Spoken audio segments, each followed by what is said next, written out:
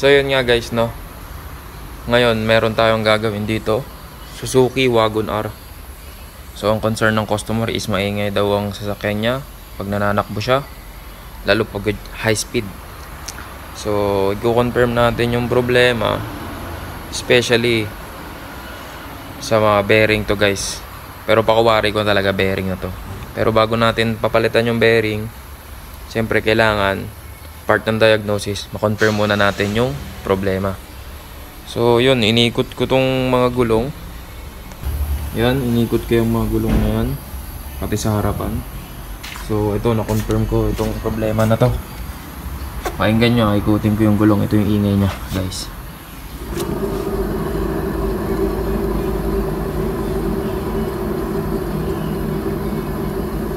Yan. Yung ganyang ingay, bearing yan guys. So dalawang proper na pag-check ng bearing, isa yan. Tapos pagka sa harap naman ng problemang bearing, pwede siyang alugin ng pag ganito. May asubi yan or may flame, malalaman nyo. So kung gusto nyo talagang ma-confirm din, kung mag-isa ka lang, tumawag ka ng isa mong kasama, banda rin mo yung sasakyan. Ngayon itaas mo, tapos sa ilalim ka, dun mo pakinggan sa ilalim yung tunog ng bearing. Dali lang siya mako-confirm guys. So tara, proceed tayo. Baklasin na natin to.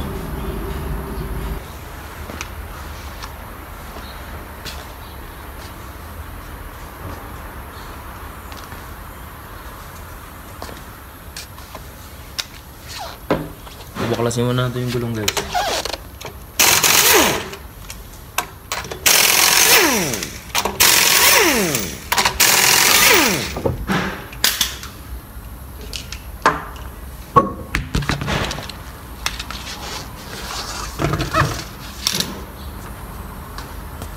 So since guys, itong nut na to non-reusable yan guys, so papalitan natin yan ng bago. So pagtanggal na ito guys, kailangan mo ng 32 na socket at 30 na socket.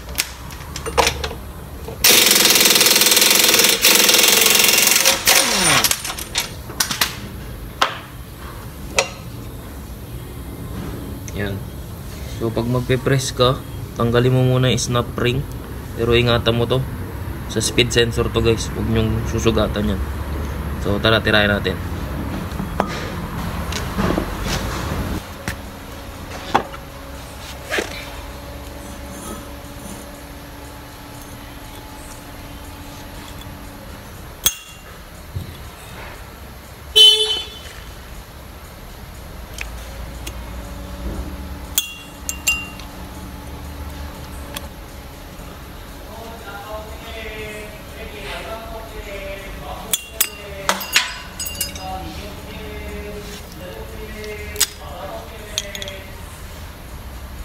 Tanggalan natin guys.